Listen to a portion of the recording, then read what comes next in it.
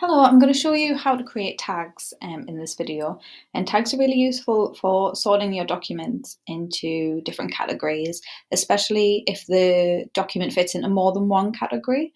So say usually if you were storing your notes on Word, you would have maybe a document on London, and that would fit into a folder that you've got for the UK, and it would also fit in your Europe folder, for example, if you're doing history. But so instead of having it in two separate folders, you could just have it in two different tags. So you're not kind of copying the document twice, if that makes sense. So a good example of this is here. If I click on my sponge cake recipe, I've already got tags to organize it. I've got it in dessert, I've got it in the easy recipe, and I've got it in a sweet treats. And if I click on the tag, it'll show me everything I've got under that tag.